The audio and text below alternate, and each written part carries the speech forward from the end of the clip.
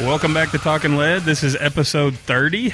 We are back in Talking Lead quarters here in beautiful Nashville, Tennessee. That's right, the lead quarters. We want to thank our sponsors, Firearms Radio Network. That's our bandwidth sponsor. It's firearmsradio.tv. Holder and Green Professional Real Estate Services, HG Press. Call them at 800-615-1840, extension 222. Call Tia and Marty for all your real estate needs. Also, All or Nothing Tattoo Studio. That's www.allornothingtattoo.com. And all of their pro-gun friendly merchandise, t-shirts, all kinds of artwork. That is strangleholdmerch.com. We've got a new segment we're going to start this week. We're going to start promoting artists, musicians, TV stars, actors that are pro-gun and their new products or whatever they've got coming out. And the first one we're going to talk about... We've got two to promote today. We do have two to promote today. That's right. The first one is Blues Traveler. They've got a new album out and they're on tour right now.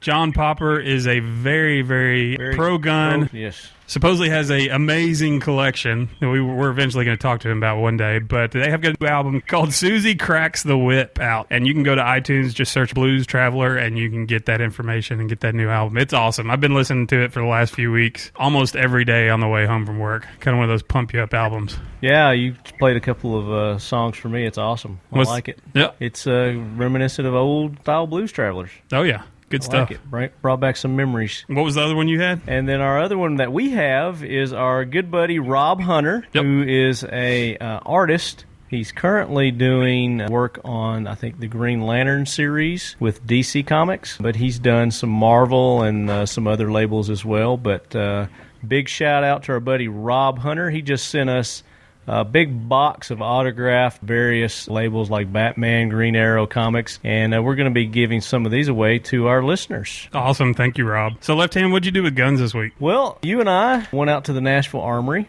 We did. And we had a great time out there with Andrew and our little buddy Sean. And he's not little, I just say that because he's short. But they set us up with the fully auto M11, wasn't it? It was the M11. It was something. It was a 9mm full auto, and what was that, about a 50-round mag that we shooting through that thing? Yeah. That was freaking phenomenal. It was my first experience with a full auto, so jazzed. Did a couple videos with them, and we did a couple with Kellen McGowan from the Official Rednecks. That's right. Kellen came up, spent a couple hours with us, and we got to know him, and it was a fun time at the Nashville Armory. Now we got to get the other two Official Rednecks on here now, too. Yeah. I don't think we'll have any problem doing that. Or we need to go down and visit them. Yep. We got an invitation to go there. And then I also, earlier this week, and some of you guys have seen my posting on Facebook, visited a new range out in Woodbury, local gun range in our area. It's fairly new. It's been around a little over a year, I think. But it's called the OK Corral. And they've got a really nice setup out there. It's an outdoor range. They've got a covered pistol range.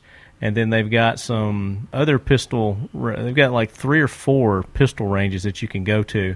And they've got some steel targets set up out there also so you can shoot steel. So that's kind of different than what you get in most ranges around here. And then at their rifle range, I believe it goes out to 500 yards. There wasn't anyone there. It was a Sunday. I was the only person there at the range. They didn't have anything marked as far as distance-wise, but looked like to me it was about 100, 200, and then they had the 500 yard. So I was just getting a couple of my ARs tuned in and did some shots with the 45 and the Glock out on their pistol range too. So that was a good time. You guys can go to our Facebook page and see some pictures of that. This is Gabby on Guns. Yep, that's right, everybody. It's time for Gabby on Guns, and we've got Gabby Franco here with us again. So welcome back, Gabby. It's the second Gabby on Guns so far. Yay. Thank you guys for having me. How you doing? Very good. Working a lot, around 12 hours a day, more or less. It's good What are you for doing you. for 12 hours a day, girl?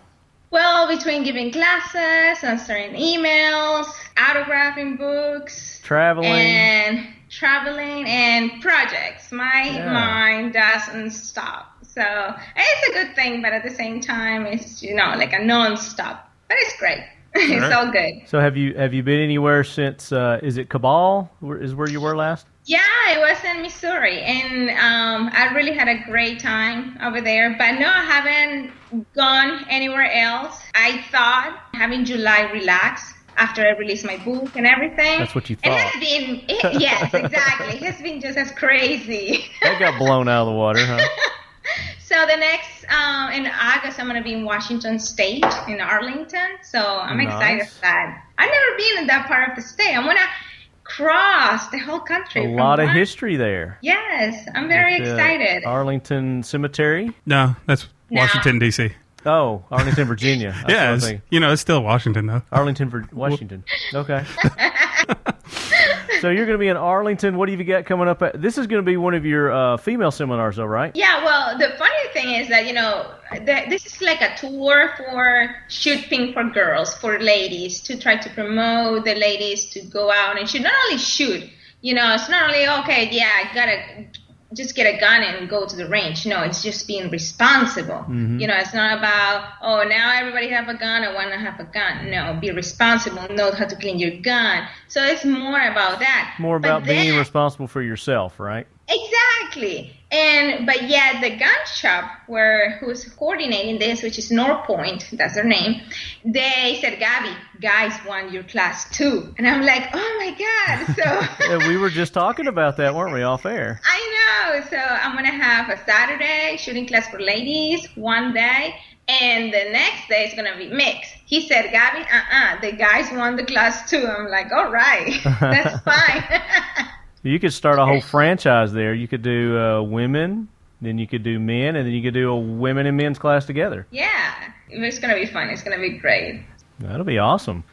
You are busy. We're trying to get you to come to Nashville and and maybe do one of your seminars here and do a book signing. So, yeah, it's pretty much what I'm going to be doing in Mississippi. So just let me know. We can put something together. Now, this week on Gabbing and Guns, you want to talk a little bit about fitness and firearms training, right? Oh, yes. One of the things that is, and I have been shooting for 20 plus years. 21 years. And the beginning of my shooting career, I used to do an Olympic shooting. So picture this. In Olympic shooting, we shoot one hand steady. We don't move. In the female competition, we don't move for 1 hour and 15 minutes.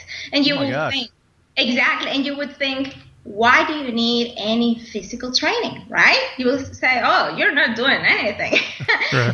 Right? But yet, I used to run 45 minutes every day. I used to do a lot of push-ups. I used to do 2 hours in the gym. And you will think, what? Why does that have anything to do with the shooting? But now if you think a little bit more about the logic about shooting, you talk about pulse, right? Gotcha. Yep. Breath control. Yep. Exactly. It's your pulse. So what happens? An athlete has a muscle. His heart is on muscle. So if a normal person doesn't work out, right, doesn't have any type of cardio, his heart is going to, when he's nervous, it's going to pump rapidly, right, like boom, boom, boom, boom, boom, boom, boom. Right. Being nervous. An athlete having the same quote-unquote level of nervous, being the same level of being nervous. Stress, the level of stress. The same level of stress. Having the same level of stress. His heart can pump more blood. So it's going to be boom, boom, boom. So he's more calm, even though in his mind, he has the same level of stress. So the working out is more about your cardiovascular condition. So when you are in competition, you have more, and not only that, your lungs are bigger. Sure. Because you have more. When you work out, your breathing technique and everything. So you have more oxygen to your lungs to bring oxygen to your blood. So you don't have to pump as hard. Exactly. So remember, the oxygen, the first thing the oxygen is gonna bring oxygen to your blood, and the first thing that's gonna receive that oxygen, like in shooting effectively, your eyes.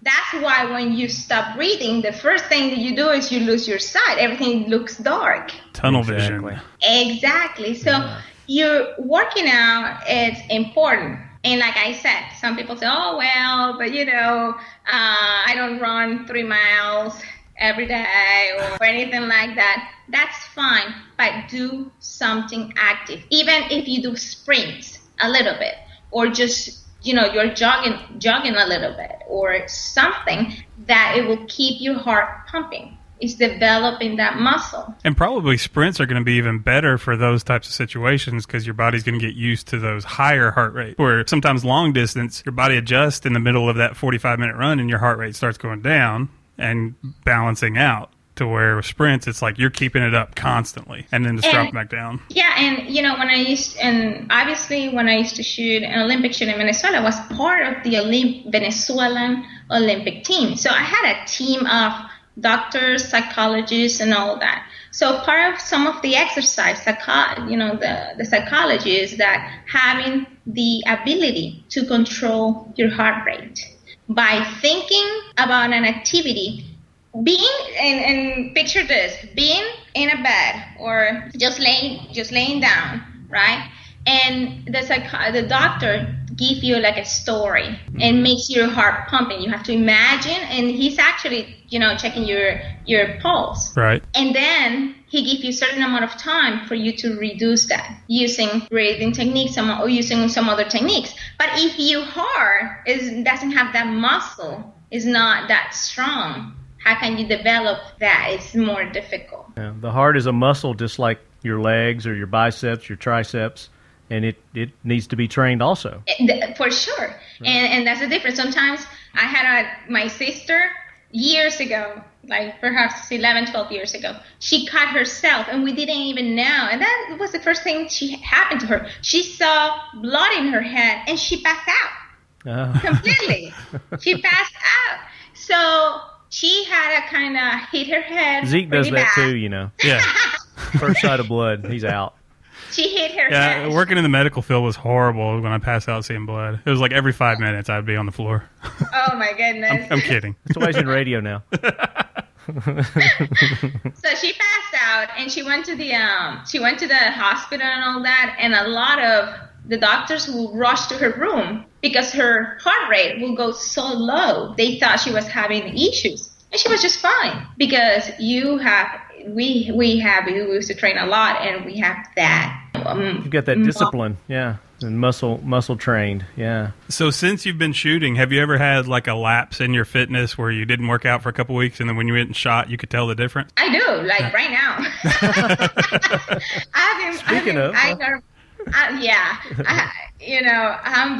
I'm a very active person, but by writing the book and all that and working so hard, I pretty much forgot about working out. So right now I'm doing Insanity, and I can feel it. I mean, it is like, you could tell a person that works out for years and then you stop for 6, and it's like you have never done, and you're like, really? Yep. Yeah, exactly. I'm in the same boat right now with you. Exactly. So it's better if you keep doing something. It doesn't matter if it's super intense, but keep that heart pumping, keep that heart working, and working harder is better than and doing plus that helps your mind also. It helps you think clearer and be more decisive when you're in stressful situations. For sure. And another physical training that we had, because like I said, I used to do a lot of work in the gym, like 2 hours every day when I used to be an athlete. And as you saw me, I'm not a big woman. But you're in shape, you're fit. I mean, you're obviously physically fit. So, but the key is that the exercise that we did, it was not to develop muscle. It was to develop resistance. All right? It's different. For instance, one of the exercises that I was prohibited on doing was to develop my bicep. Okay? And that's because that will prevent Show us my arm. Show us that beefer again. Pop it up. Yeah, look at that.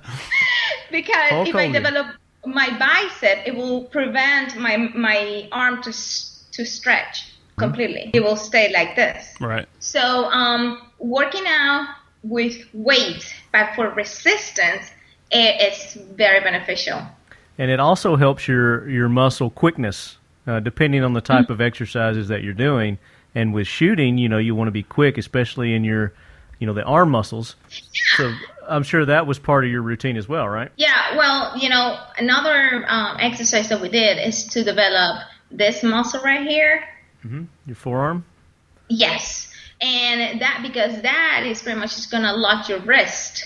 Right. And that's what you need to do. You need to be able to lock your wrist, that you cannot move my wrist, but yet I can have my fingers free. That makes sense.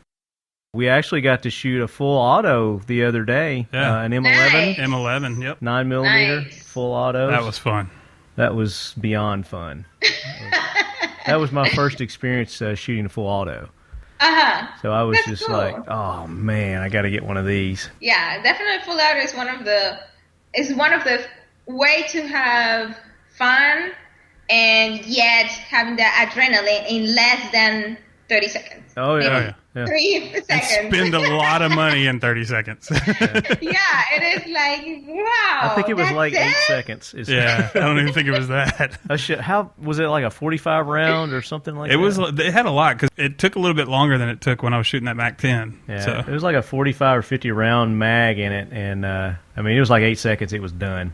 yeah, it was pretty. Wow. It was That's fast. But we've definitely got some fun. videos posted on our website of that coming. We've got one, and then we've got some more coming up, so people can On check that out. YouTube. On YouTube. So tell us a little bit about what you said. You're getting back into it. What are you doing to work yourself back into shape right now? With all the traveling and everything that you do you have some tips for people who do a lot of traveling like you and a busy schedule? Well, basically, I wake up every day at around 6:30 in the morning and get ready, really finish to wake up and all that. And I either go for a run. I really do like a 5K, which is 3 miles, and then I just do a insanity workout, which is just like that, insane.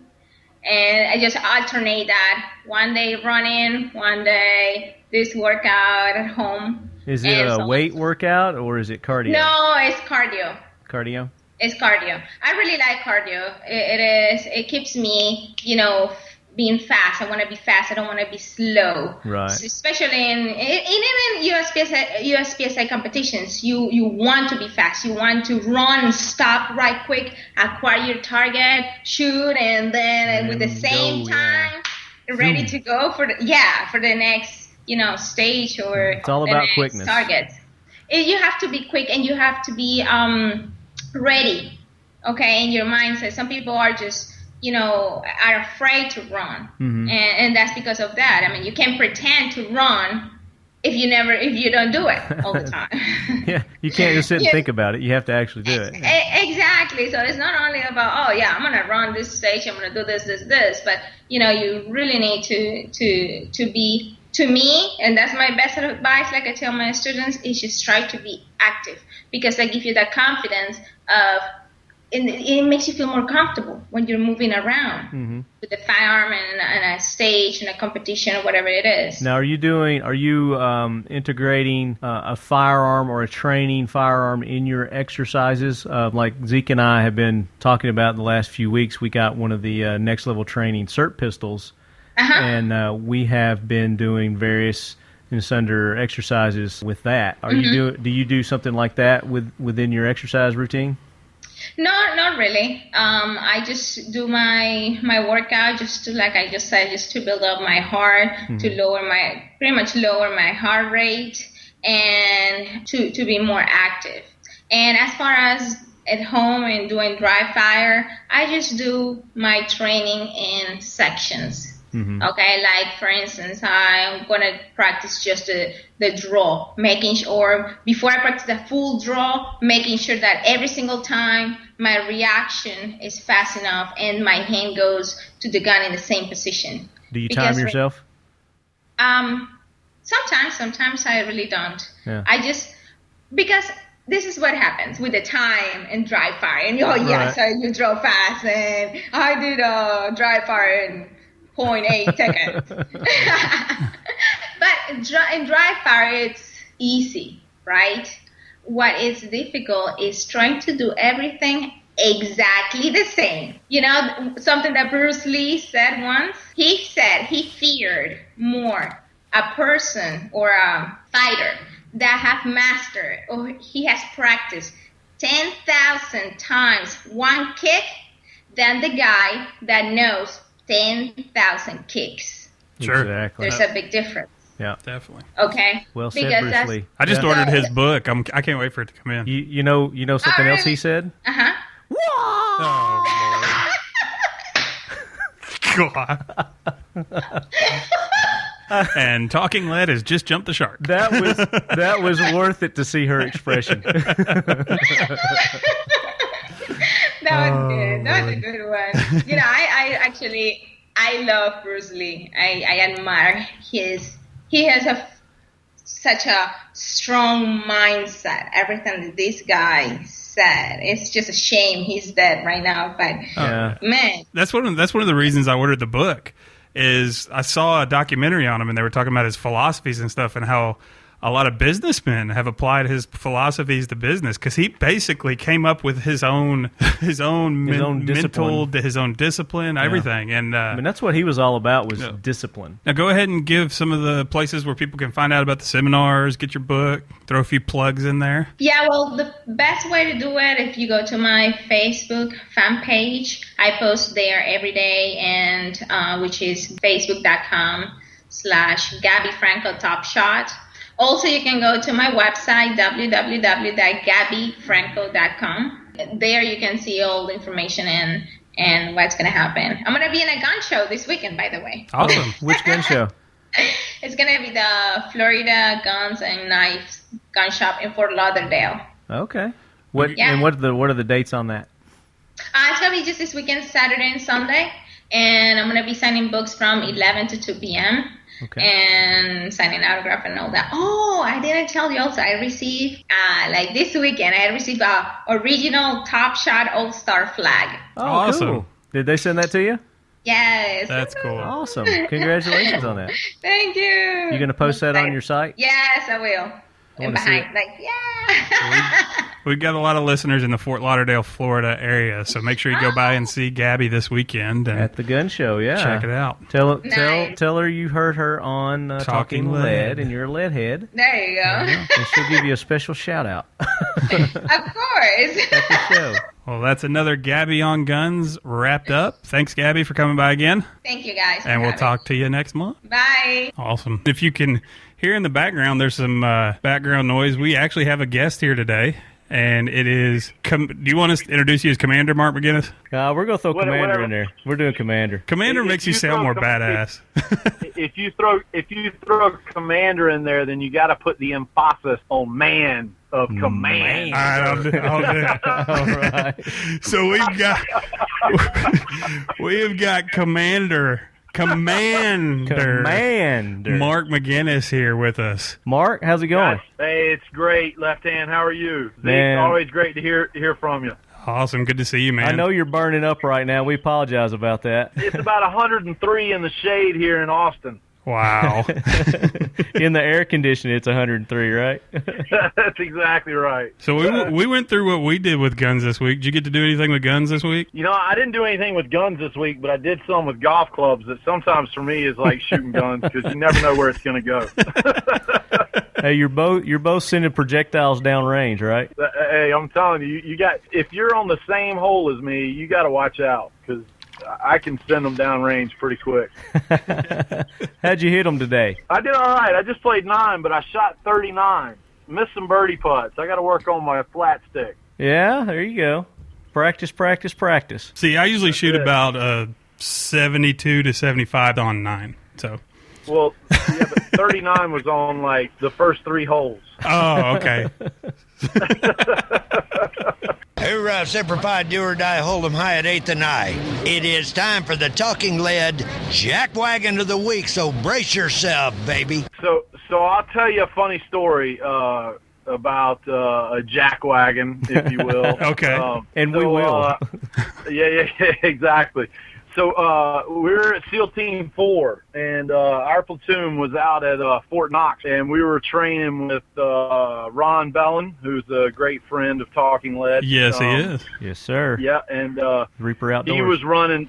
That's right. He was running probably one of the most intense training blocks that we have, the land warfare training block. So we're out in the McFarland outlying area, this MFO or area that we train at Fort Knox, and we're doing immediate action drills. It's the stuff we do when we take contact and our, if you will, sort of our little football plays that we execute. Gain fire superiority, put the enemy down, and us to start maneuvering away from the contact so we can get out of there pretty quick. And we've got lasers, we've got optics, we've got all kinds of bells and whistles on our guns. And we have this new guy named Kevin Houston. And Kevin is a funny guy, but he's got a PEQ2 or an infrared laser on his M4 that he's using. And we do this just incredible, what we call a run, where, you know, Ron and his boys are throwing grenade simulators. We got rounds cracking off everywhere. And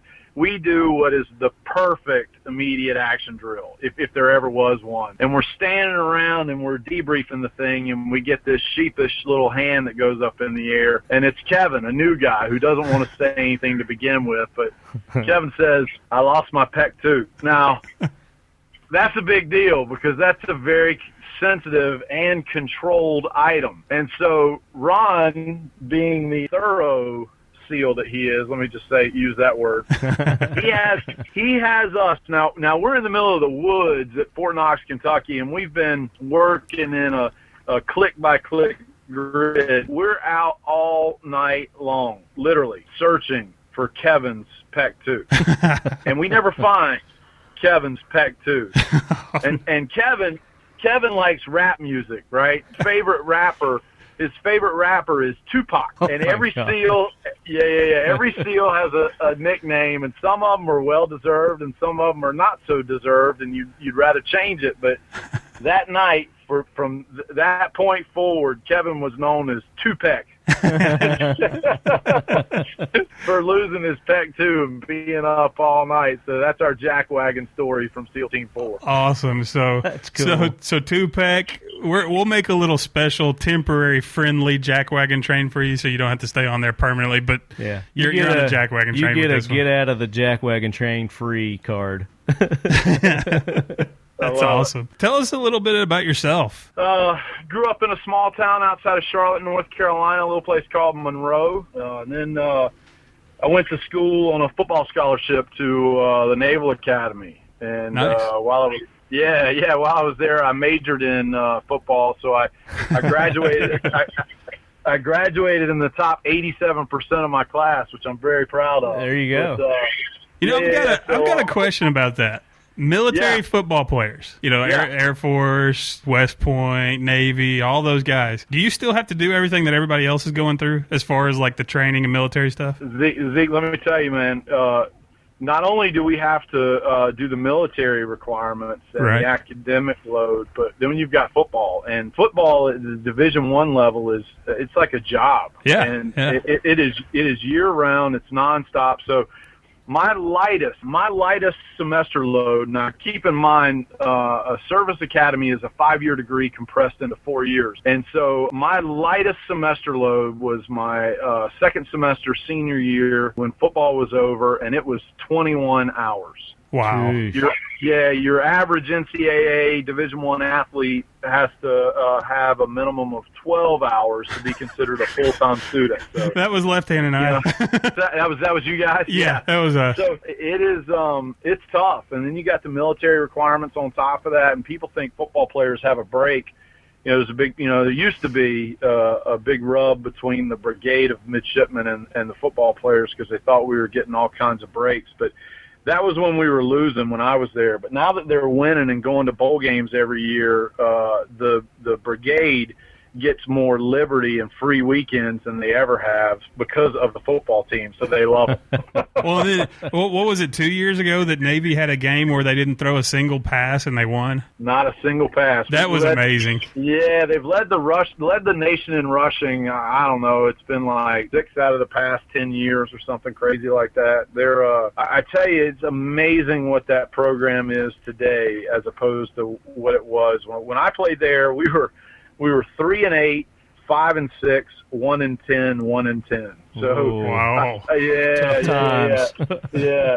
So I learned to play the game because I loved it, not because we were going to bowl games and winning and that kind of thing. What position did you play? Free safety. I was a recruited quarterback, but they realized very quickly, day one on campus for me, that I would never play on the offensive side of the ball. So they moved me to defense, but I played right away. You must have been a speedster then, playing free safety D1. Well, I was about 5'11", 170 pounds, dripping wet when I showed up there, and so I didn't have a lot of weight to move, and I could move it pretty quickly. When I graduated, I was 6 feet 205, so I got quite a bit bigger. Yeah.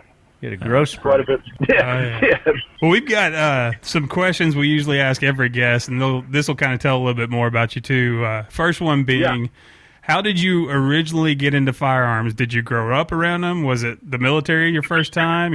What kind of background did you have in firearms? I had zero. Growing up, I didn't, Monroe's a small country town, and all my friends hunted and shot and that kind of thing, and I never did it. I remember my dad had a .22 caliber rifle in his closet that I don't think I ever saw him touch. Wow. And he certainly never talked to me about it. I never went hunting. I never did any of that. The first time I ever had a gun in my hand was when I showed up at the Naval Academy for plebe summer, and they do basic rifle and pistol marksmanship courses, and that was the first time I ever touched one. Wow. Yeah. Never hunted, never shot, never anything. I think we've kind of got the second question, which is, do you have any military law enforcement background? Obviously, that's what we've been talking about here for the last 15, 20 minutes. So kind of delve into a little bit more on the Navy side. If you want to go in more on that. When I graduated from the Naval Academy, because I majored in football and not academics, I wasn't actually allowed to service select Naval Special Warfare, the SEAL program. Oh, wow. And so my academic advisor at the academy, he was a Force Recon Marine, and he said, "Hey, Mark, no worries. Go select Marine Corps, go to the basic school, get an infantry billet, and then assess into the Force Reconnaissance program. Same thing, you'll love it." So I service selected the Marine Corps, went through the basic school, and finished 25 out of 270. Wow. And they much better than your collegiate performance. Yeah. Well, 90% of your grade at the basic school is physical tests, not necessarily academic. So you can imagine I excelled there. So it made me an aircraft maintenance officer. So I went to work on helicopters. I don't mean to belittle or bemean a supporting service, but I felt like I wasn't using all the God-given talents that I had to pay back and to ensure that tomorrow's freedoms were the same as today. And so I had a bunch of senior officers that would come to the locker room at practice after games, that kind of thing, and say, "Hey, if you ever need anything, let us know." And I started calling in favors. And the next thing you know, I become one of 4 Marine officers in the history of the SEAL program to successfully transfer from the Marine Corps into the Navy and complete SEAL training. Oh, wow. That is awesome. Yeah, it's not the path I would recommend, but, the ends justifies the means in this case, I guess. So you're one of the smart jarheads, huh? No, I'm just kidding. That's right. How do you know I've been at the computer? How's that? There's whiteout all over the screen. You just said there's bullet holes in it. Yeah. Awesome. And how long did you? Are you currently a SEAL? You're reserve now, right? Yeah, still a SEAL reservist. I left active duty in 2006. Okay. And I had way too much time invested to walk away completely, but at the same time, I needed a break. I had 2 small children that had no clue who I was and who I was as a person or as a dad or any of that. I mean, I missed basically the first 4 years of my daughter and the first 2 years of my son's life. Yeah, it was time for me to make a choice, be a professional gunslinger for life or do the right thing and help raise 2 God-fearing, upright children to go on to do great things in this world. And I chose family first. So awesome. No regret. The third question we ask, when it comes to pop culture, whether it's movies, songs, music video, TV shows, video games, whatever, if it involves firearms, what's your go-to? What is my go-to? Yeah, what's your favorite? Don't say Navy SEALs. Yeah, have you guys Charlie heard Sheen them? movies do not count. you ever heard the song by Chevelle, Send the Pain Below? Yes. That's my go-to. Yeah, that's a good song. And then I got a cheesy side too, right? So Oh no, are you going to sing it? We already had one Navy SEAL sing on the show. Feel free. No. You're not going to hear me sing, but have you guys ever heard Pat Benatar's "Running with the Shadows of the Night"? Yeah. There you go. We're children of the 80s. Yeah. So I'm comfortable in my manhood, if you will. So I got no problem saying that.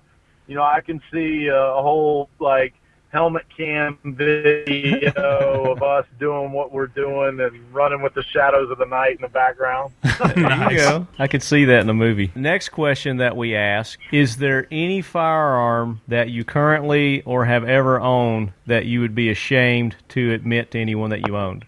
Even if it's a little part of you. No, I got a compact Glock 45 at home that I have. And I bought it because my wife, Patty, she's a very petite lady, small hands, right? And with that Glock 45, she can manipulate everything with one hand. Fits in her purse, the whole 9 yards. So I don't know that there's one that I'd be ashamed of, but I'll tell you one that almost bit me in the butt. Yeah, let's hear bad. that. Yeah. All right, so I take my kids home to my mom's in Charlotte, North Carolina, or Monroe, every summer, right? And she takes them up to Tweetsy Railroad up in Boone in the mountains of North Carolina. Uh-huh. And they do their thing in this log cabin for a couple of days. And my little guy, Kellen, he's 10 now, and he's been going up there since he's 3, I think. That kid is gun crazy. We went out to Bud's Nice. a couple of months. We went out to Bud's a couple of months ago, and the third phase, and so we got a back tour, VIP tour and all that, backstage VIP tour and all, and they brought out all the weapons. And Kellen, my 10-year-old, is stumping the SEAL instructors on the weapon in terms of, max effective range and cyclic rate of fire. And, all the nomenclature. He was killing them. Yeah. And they asked, they go, where'd you get all this info? Is your dad? He's like, no, Black Ops 2. He's like, so I take my kids, I drop them off. They go up to the mountains. I fly back to Texas. And then a week later, I fly back up and I spend the night. And I get up early in the morning with my kids. My mom's packed them. We're carrying our bags onto the plane. We're all set to go. So we're going through security with TSA, and my little guy goes through with his bags, and then my daughter Reagan goes through with her bags, and I put mine up on the belt.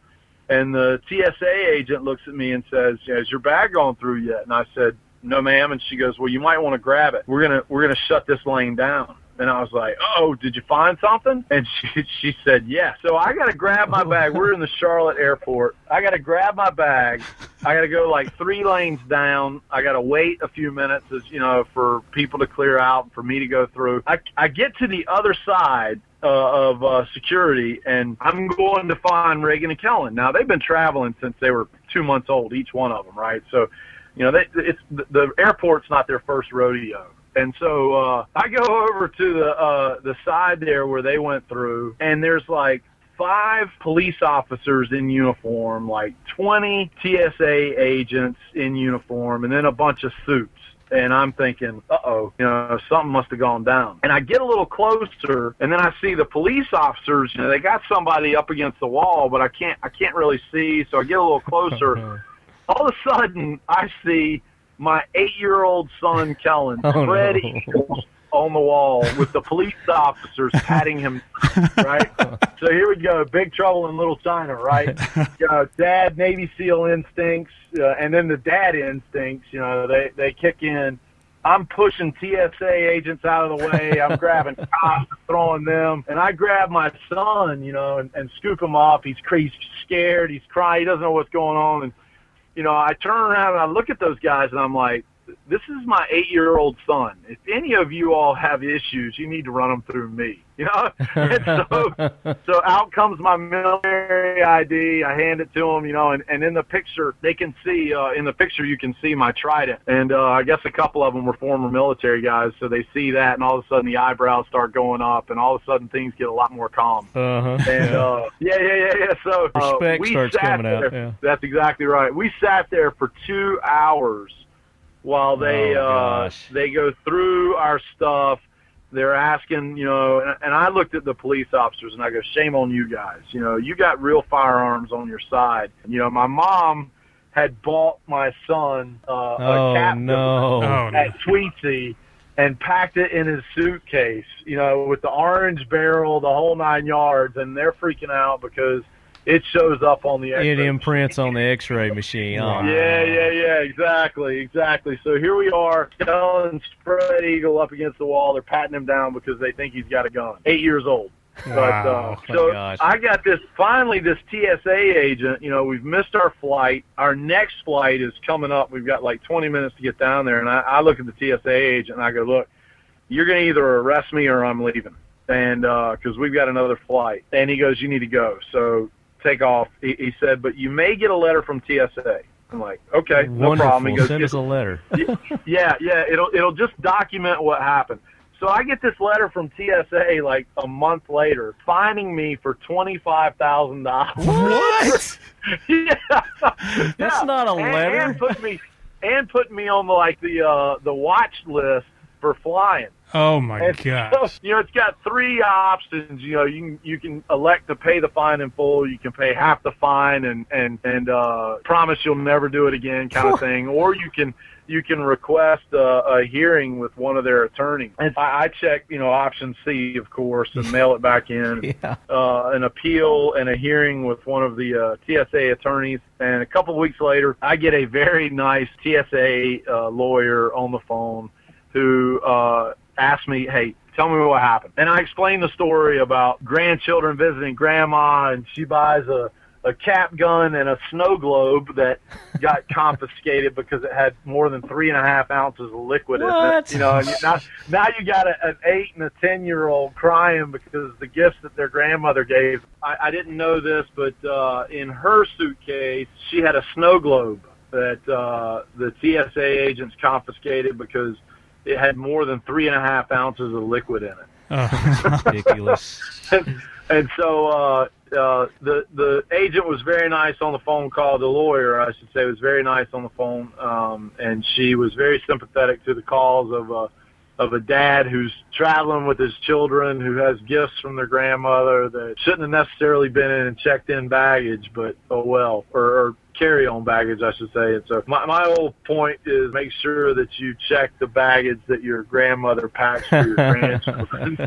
And that's so they don't have snow globes or cap guns. And that's how you turn a cheap little cap gun into a $25,000 firearm. That's exactly right. That's the most expensive. That's the most expensive weapon I've ever bought. I take it you got out of that fine, though. Yeah, I did get out of the fine. She was very nice about that. Said, don't worry about that. We'll take you off the watch list for flying and that kind of thing. And I go, well, I hope so. And I explained to her my background, my military service and what I do and that kind of thing. And she's like, oh, okay, yeah, we probably don't fly.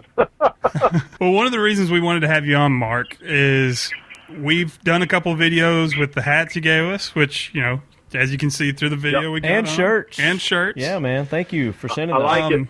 The foundation that you founded, the SEAL Legacy Foundation. On your website, I'm just going to read this little thing over here on the side. So the SEAL Legacy Foundation, which was founded by Mark, it's a nonprofit organization dedicated to providing support to families of wounded and fallen United States Navy SEALs. They provide educational assistance for SEALs and their families and other charitable causes benefiting the SEAL community. The foundation was established in 2011 by SEALs to preserve their legacy of no one left behind. That's kind of the SEAL motto, right? Left-handed is. We have a very proud legacy in the SEAL community, and no SEAL has ever been captured, and no SEAL has ever been left on the field of battle, dead or alive. What we seek to do at the SEAL Legacy Foundation is extend that legacy to the families of our fallen and wounded SEALs. If you guys remember August 6th of 2011, Extortion 17, a helicopter carrying 17 Navy SEALs in the mountains of Afghanistan, was shot down. Mm-hmm. Shortly after that, when the manifest was released, the list of who was on the helicopter, my phone started ringing. There were SEAL community is a small community. There's 2,000 of us, and you know everybody. you've either gone through training or served with, and everybody knows everybody. We started looking at that manifest, and a couple of us, knew every single one of them. Yeah. And then we started thinking about their wives, because we know them and their kids. We said, we've got a problem. Sure. And since 9/11, we've lost 74 of our brothers, and they leave behind 64 children. Wow. And so we do what we can with the time that we're given to do what we can do for those families. And it's been, I tell everybody this, we're less than 2 years old and about 21, 22 months at this point, and the response has been overwhelming. Everywhere I go, trying to raise awareness, number one, and then funds, and as much as we're in the business of fundraising, we're in the business of what I call friend raising as well. Sure.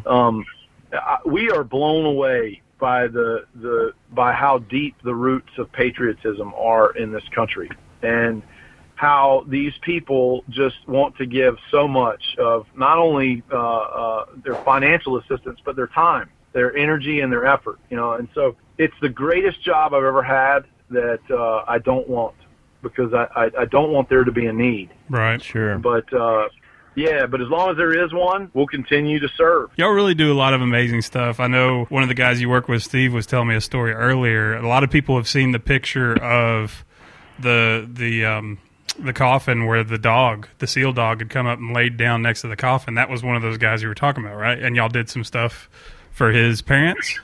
For his family. So this was a single seal that owned a house in Virginia Beach, and when he passed, his parent inherited the responsibility or assumed the responsibility for the mortgage on the house. And so now they've got not only their home, but his home as well. And so, we're not talking about, most of the SEALs don't come from a privileged background. We're talking about blue collar, salt of the earth, great Americans who don't do it for the money, who don't, come from a lot of means. These are people that are overwhelmed by tragedies like this. And so we stepped in and we picked up the mortgage for their son's home so they could pay their own, basically. Sure. We've done stuff, we've done a lot of that work, mortgage assistance, where, a great example I would give you is we had a young SEAL who was wounded in Afghanistan, double amputee below the knee, in extended rehab at Bethesda. His dad is a general contractor in a remote area of the United States who he is a man of one, his company. And if he's not home building houses and doing work, no one's generating. And he, and rightfully so, moved to Bethesda to be with his son to help him through rehab. But nobody's paying the bills back home. So we stepped in and picked up the mortgage for their home. It's little things like that. We had a widow who the homeowners association in the neighborhood that she was living in was giving her a little bit of grief about some repair work that needed to be done that she couldn't afford. So we Please tell me y'all swooped in and beat the crap out of all the HOA people. That's common. That's phase 2 of our program. Phase 1 is I'm not a fan of HOAs. Yeah. So we've done things like that. We've done stuff where we're setting up a program. A lot of these parents can't afford to visit their sons. Most of their sons are buried in Section 60 at Arlington, and a lot of them can't afford to visit their son's gravesite. And so we're setting up a program to take all of the families to Arlington, spend a couple of days there, and go home. We do transition assistance for most of these wives are stay-at-home moms who are everything. They do everything for the family because dad wears a beeper, and you never know when he's going to be gone, when he's coming back, that kind of thing. And so these wives are faced with the choice that, or the reality that they've got to go back to work, or they've got to join the workforce for the first time in order to provide for the family. So we've got programs that help identify life skills that turn into job skills, that build resumes, that help with placement into jobs and networking and that kind of thing. All right, Yeah. so we had a little break there. We were having a little internet issues, so Technicality. so we technical called issues. Mark on the phone, and now we're going to talk to him phone-wise. So you were telling us about a chief? Well, I was telling you about a SEAL chief that his wife was pregnant and was actually in labor, delivering their second son. And unfortunately ran into complications, and she passed away. And so, yeah, now we got an active duty chief.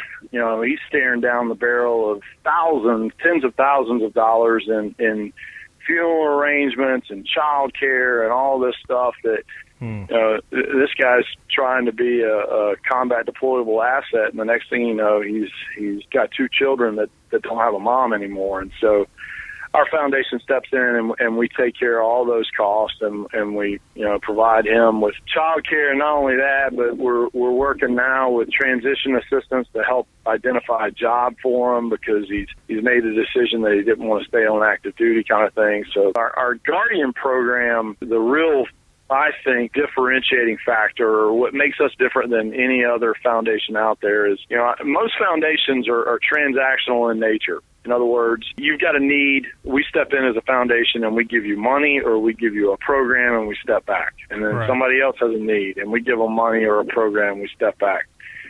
Our Guardian program seeks to establish lifelong relationship and an overwatch, if you will. Through our Guardian program, we're providing access to life experiences and life needs, and it's outside of the financial realm. It's helping kids get into a school that they couldn't get into, or it's, we've got a active duty SEAL that dies in Afghanistan, and right before he left, he bought a new truck, and that truck sits in the driveway every day, and his wife and 9-year-old daughter have to wake up every morning, walk outside to get in the car to go to school, and walk past Dad's truck. Oh, man. And have that reminder that Dad's not coming home.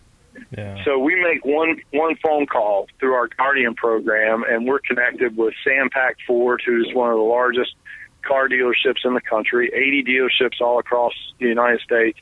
Unbelievable people there. And Brian Youth, their general manager. I make one phone call, and Brian makes a phone call, and the next thing you know, 2 gentlemen show up in Virginia Beach in the driveway. They take the truck and they leave a check for more than the value of the truck to begin with. That's amazing. So it's stuff like that. It's stuff where we're taking care of people's homes. We had a reserve SEAL with multiple combat deployments, multiple combat decorations.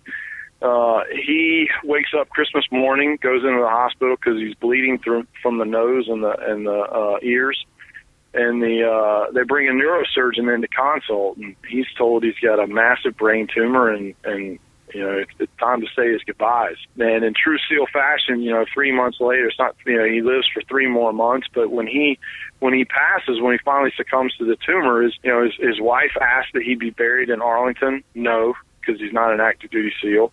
No, he gets no government benefits because he's not a retired reservist. He's not a reservist on active duty, none of that. So, she's a mom with 4 kids that homeschool. Somebody's got to help with that mortgage. Somebody's got to help with the utility bills. What we're trying to do, guys, I guess the best way to sum it up is we're trying to provide some sense of normalcy during the most challenging times that families will experience.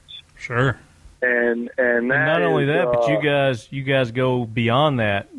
You continue on even after immediate needs are attended to, and you continue that support. And that's what's amazing about your foundation. That's exactly. It's a brotherhood. And we say that in the SEAL community all the time. We talk about the brotherhood, and that's exactly what it is. We want those families to know that your dad's brothers are here for you, and they will make sure that you're taken care of for life, and that his sacrifice was not alone and will always be remembered, and you will always have a bunch of uncles that will be there for you regardless of your need. That's awesome. It's an amazing foundation, and Tell everybody how they can be a part of this foundation, Mark. So we do a couple of big events every year. We do a gala in Dallas, and this year it'll be November the 7th at the Ritz-Carlton there in Dallas. And we do a golf tournament in Houston in May, around the 20th of May. It's the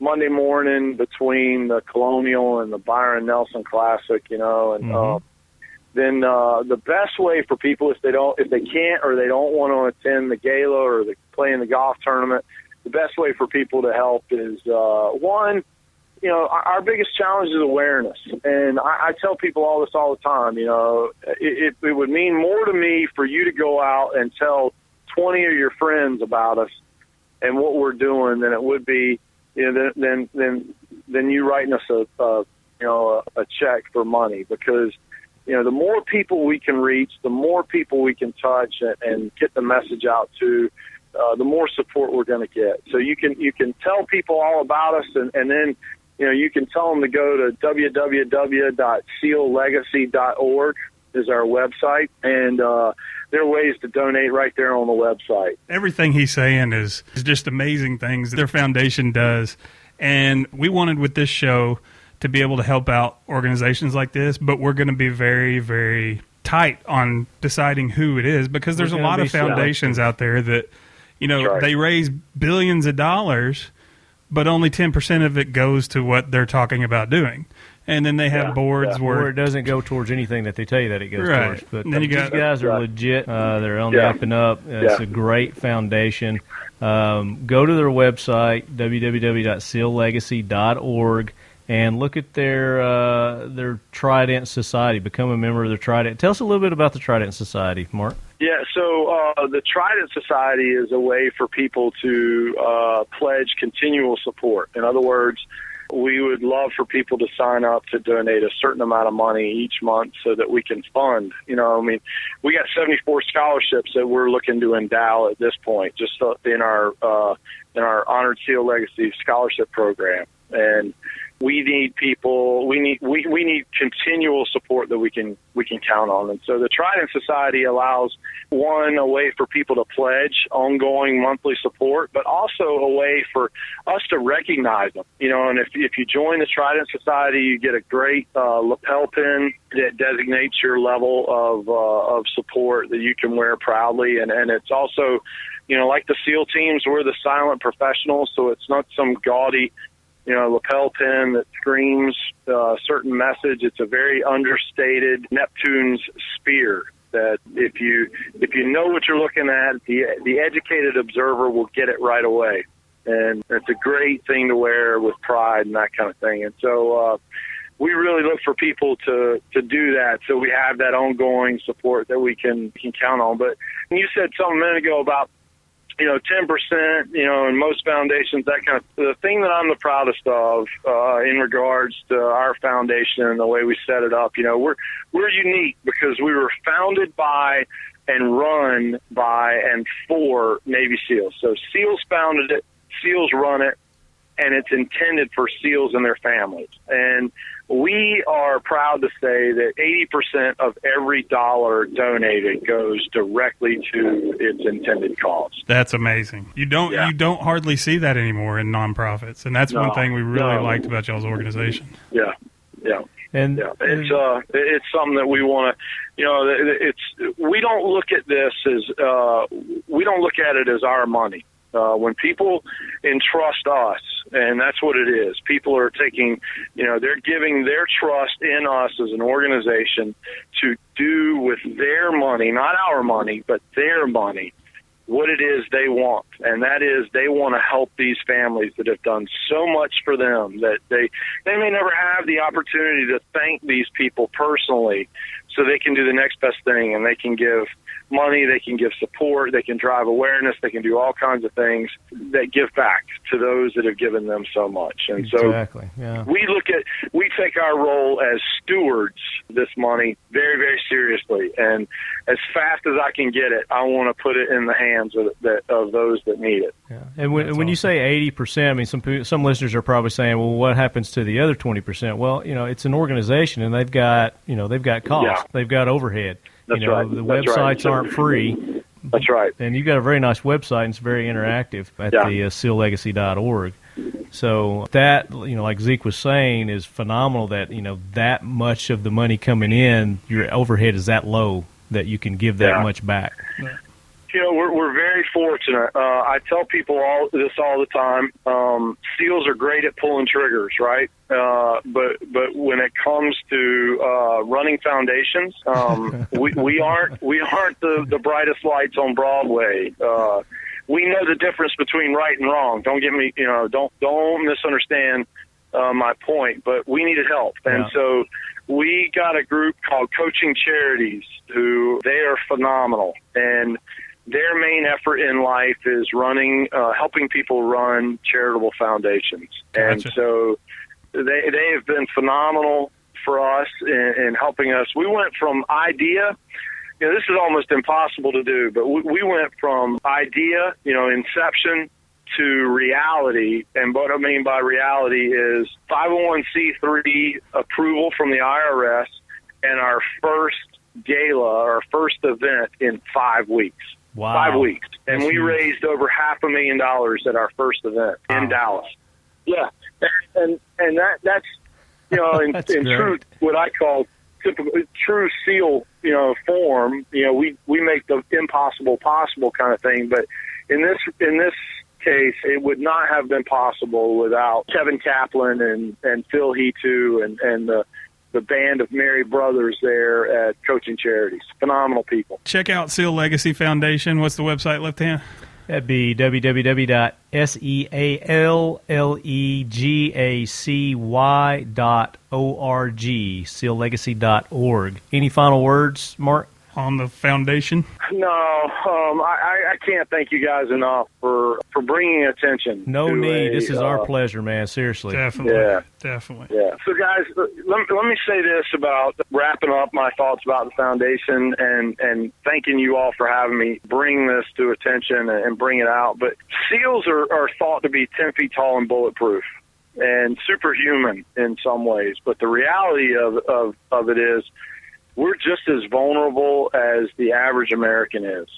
And we need them to be our 10 feet tall, bulletproof, superhuman heroes to take care of us in our time of need. And so I would just ask that people think long and hard about supporting a cause that often goes overlooked due to the secretive nature of our work. Sure. So Well thank said. you. Well Yeah. said. Very Our well pleasure. said. And guys, seriously, go to their website. Check out the Trident Society. That's, you're not comfortable with a set donation each month, then you can just go donate a flat dollar amount, and there's a link on there to do that too. So, Or like you said, tell 10 to 100 of your friends. just get about the involved. list. Yeah. Well, Mark, now it's time for facts to fight the myths. And since you are our guest, what is your myth and the fact to fight it? I think the greatest myth about SEALs is that we only do stuff in the water, and that's not entirely true. I'd say that was myth. We use water as a means to get somewhere to do something. The fact that I would give you is, I was on active duty for 5 years after 9/11, and I think the only time I was ever wet after 9/11 was when I was taking a shower. Everything that we were doing as SEALs was two things. We find you through special reconnaissance, and then we finish you through direct action.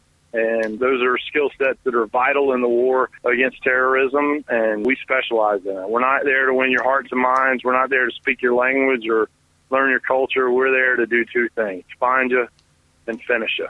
And I never got wet doing that. I got wet taking a shower, cleaning up afterwards, though. Source. So, Left Hand, what's your fact to fight the myth this week? I don't think we've done this one, Okay. but if we have, so what? We're going to do it again. Guns need to be cleaned every time they are fired. That don't is a think we have. myth. You don't need to completely clean your gun after every trip to the range. Especially if you're going to be going out shooting the next day or something like that. The only time you really want to give them a good deep cleaning is for long storage periods. Yep. And we've had several guests on here that can attest to the fact that you don't need to clean your guns, especially Glocks. With Jaeger Gunny, Hickok, each of them both, or all three of those guys have at least done, 2,000 or 3,000 rounds that they've said through a Glock. I never even touched it. So, you want to keep them well lubed. Lubrication and cleaning are two different things. Yes. So don't get me wrong on that. And you always want to consult with your gun's manufacturer on the recommended amount and way to lube it. But, you don't need to clean them every single time you go out and shoot. So we've got some new listener feedback this week. One of them being, remember the guy back a couple months ago that said he gave us a 4-star review on iTunes and said as soon as we have a reloading show that he would update that and give us 5 stars? Yeah. Guess what? Did he go update it? He updated it. Because we called him out on it. We did call him out on it. And he said he loved the show back when he gave this review. Yeah. And said, how can a show named Talking Lead not have a show about reloading? And we did it. So his edit as of 7/14/2013, he says, great show on reloading with Hickok 45. The show pushed the review to 5 stars. Now get into reloading. Please tell all prospective reloaders. I'm working on it. Please tell all prospective reloaders in a future show to make sure to use eye protection when reloading. So, use eye protection when you're reloading. This is a must. Primers are explosive and will cause eye injury or loss of vision. Use eye protection. He must also add that this podcast has very clear audio. Well, we kind of screwed the pooch on that one tonight, but Yeah. At least half. But we got it fixed. It came across pretty good, which is very nice to people with hearing difficulties like me. Thanks a lot for that. And I agree with the earlier reviewer. You sound like Jace from Duck Dynasty, Left Hand. Who? He says you sound like Jace from Duck Dynasty. I don't know who that is. I've only watched those episodes you made me watch before we went and visited them. Oh, yeah, that's right. I don't have time to watch TV all the time. Of course, I have time to watch all these movies, though, don't I? Oh, yeah. And play Call of Duty. Next one is Great Podcast, 5 stars by Viper 1. One of the best gun podcasts out there, and the tool logic is a good knife for the price. Keep up the good work. Holy it's Viper. He's probably saying, holy it's Maverick and Goose. Oh, that was good. All right, so here's one from Jason. It says, love the show, love the podcast. It's my top 3 podcast right now for my commute to from work, so I typically never miss an episode. Question for you guys, and a request. Should I read that like Casey Kasem? I have a question for you guys, and a request. Have any of your guests said Act of Valor for their go-to movie? Oh, we have a good guest to talk about Act of Valor. That's what I wanted I didn't even say that. Yeah. Question. No, we haven't, as a matter of fact. So he says, that is my personal current go-to movie because it shows actual badasses doing really cool stuff on the screen. Granted, the whole movie feels like a recruiting commercial for the U.S. Navy. You have to watch it with a grain of salt. Rotten Tomatoes hated it because of the canned storyline and stuff. Rotten Tomatoes sucks anyway. But I usually don't let someone else's opinion affect how I feel about a movie. And you shouldn't. You should watch a movie and draw your own conclusions. Don't even take our opinions on movies. Go watch them. Definitely don't take our opinions on movies. But it's cool because it shows the subtitles of how they operate. Like 98% of the shots fired are semi-auto versus full auto. And how they tap each other on the shoulder when they're clearing rooms, houses, etc. And since you guys actually get to talk to real Navy SEALs, Green Berets, Delta Force guys, Mark, Navy SEAL, I'd be interested to hear what they thought of the SEALs that agreed to do the movie and what they think of the movie. That's the request. So that's perfect timing, Mark. You can talk about it if you want to, Mark. If you got no comment, just say no comment. Let me give you a little bit of background there. So that movie originally, SOCOM has a directive out there. The Special Operations Command has a directive out there to grow the SEAL community. They want to double its size, and it is such a challenging thing to do because our attrition rates at BUD/S, run at 80%. My class started with 244 candidates, and 6 months later, when we were finished, there were 17 of us left standing. And wow, that's typical, man! Right? Yeah, that's typical, right? And so they've got all these outreach programs. The recruiting directorate now has all these outreach programs to include an unbelievable partnership with the NFL, where we send my last team chief, Sean Johnson, who just retired, and after 25 years of service as a Navy SEAL Master Chief Corpsman, if that wasn't challenging enough, now he's just finished his first year of med school at Virginia Tech. Wow. Give me some more. I don't have enough kind of thing.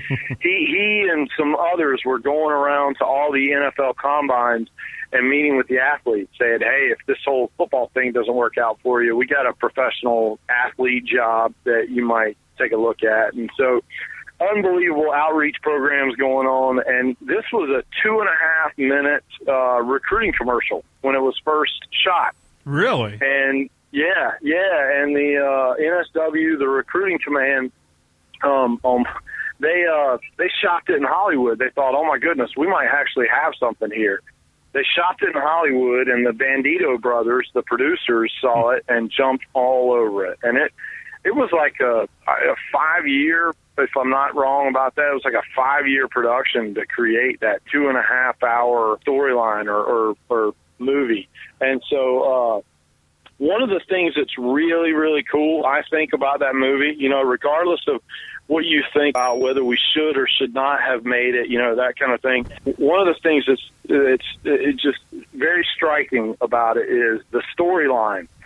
Each one of the vignettes, each one of the events in the process or the unfolding of that movie, they're all true. They're taken from real-world SEAL operations that have been changed in some way, shape, or form, to protect the names and the actual operational sensitivities, but it's all true. And it is the truest adaptation of what life or depiction of what life is like in our world. Wow. And so for that, I'm really proud of it. And I know the guys. I know most of the guys that were in the movie. And they were all real SEALs. They were all real SEAls, right? Yeah. All real SEAls, all great guys, and I served with several of them or went through buds with them, again, it's a small community and everybody. And so I'm really proud of the work that they did and what they stood for and why they did it. They did it because Naval Special Warfare came to them and they asked them to do it to help the community, to help it grow, to ultimately answer the needs of the nation, because we need more SEALs, and this is a way to do it. And so they put their ego and their pride and their sense of selflessness aside, for the greater good. Yet again, that's what we do. And so that's how I look. Plus, they actually had some acting chops. They did a pretty good job. I mean, that was a better than a lot of B actors like Christian Slater and people like that they could have got to do it. Yep, that's exactly right. So, no offense, Christian, if you're listening. I'm proud of them for what they did, and for answering the call of the community. When it needed people to step up and do it, and ultimately, answering the call of a nation that's in need. Yeah. So if we can grow more SEALs out of something like that, then hey, you know what, I'm all about it. Well, Mark, thank you so much for coming in or calling in and talking to us about the Legacy Foundation, giving us a little insight into you and your background. It's been fun. We've had a blast. No, it's been my pleasure, guys. You do great things on your show. I'm all about talking lead. Thank you. I'm all about the causes that you all support. If there's anything at all that I can do for you guys in the future, please don't hesitate to call on me. And same to you. We'd love to get together and do some fundraisers or events with you or anything along those lines. Anything we can do to help you out, you let us know. Anytime you want to be on the show, let us know. If you got a event coming up to promote, let us know. I love it. I'd love to have you guys in Dallas in November. So let me know. Awesome. That's a good time to be there because it's cool. Yes. It's cooler. Right. That's exactly right. So we'd like to thank our sponsors, Firearms Radio Network. That's firearmsradio.tv. Holder and Green, Professional Real Estate Services, HG Press. 1-800-615-1840, extension 2222. Ask for Tia or Marty, and they will handle all your Middle Tennessee real estate needs. All or Nothing Tattoo Studios. It's www.allornothingtattoo.com, and their gear store, strangledholdmerch.com. Hey, I just got to say this. about your tattoo company sponsor. Uh-huh. I don't think there could be a more appropriate name for a tattoo company than All or Nothing Tattoo. Oh, yeah. Think about it. Oh, yeah. You're either all in or you're all out. That's right. There's no half-assed it, is there? Oh, I love that. I think Next Level Training for providing us with our Cert pistol, which we are getting all kinds of use out of. We are loving. And as always, left hand, keep your loved ones close. And keep your firearms closer. Keep your fins wet and your powder dry, gentlemen.